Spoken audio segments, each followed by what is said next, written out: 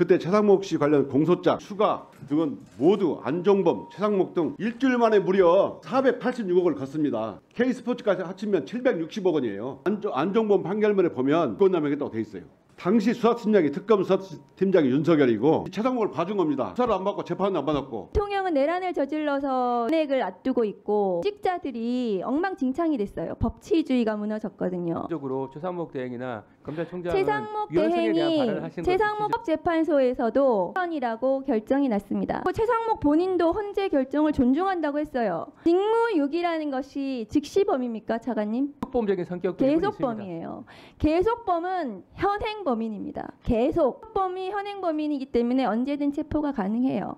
법을 몰아야 돼요. 그리고 지금 보니까 과거에 국정농단 사건 때 어마어마한 국정농단 비리의 공범이네요. 수사가 한 번 처벌을 하지 않으니까 또다시 똑같은 죄를 저지르는 거예요. 한두한을 제대로 처벌하지 않으니까 또 윤석열이 내란 저지르는 겁니다. 라고 저는 생각을 합니다. 최상목 대행이 관련된 미르대산 사건이 있습니다.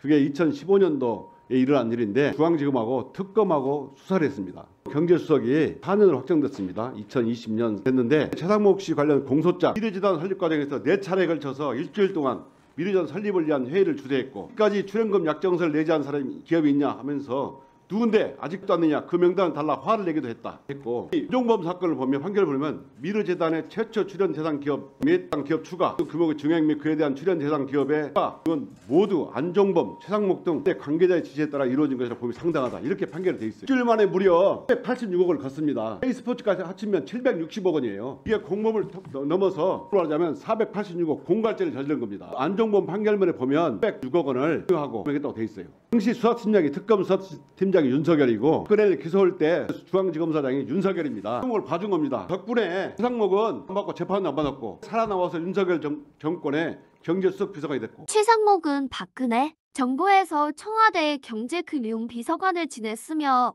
이 시기 국정농단 사건인 미르재단과 K스포츠재단 설립 과정에 관여했다는 의혹을 받고 있습니다. 이 사건은 최순실의 국정 개입과 강제 출연금 모금을 핵심으로 하던 권력형 비리 사건입니다. 2015년 미르재단과 K스포츠재단 설립을 위해 대기업들로부터 약 774억 원의 출연금을 모으는 과정에서 최상목이 주도적 역할을 했습니다. 이재용 삼성전자 부회장과 박근혜 전 대통령 간 독대 2014년 9월 이후 삼성이 204억 원을 출연한 사건과 관련 최상목은 청와대 내부 회의를 주재하며 출연금을 독촉하고 기업들의 압박을 가한 것으로 알려져 있습니다. 구체적으로 2015년 7월 10월 사이 삼성 등 대기업들이 재단의 출연금을 내도록 압박하는 회의를 주재하며 실무를 주율한 인물입니다. 당시 법원 판결문 서울고등법원 2018-543에 따르면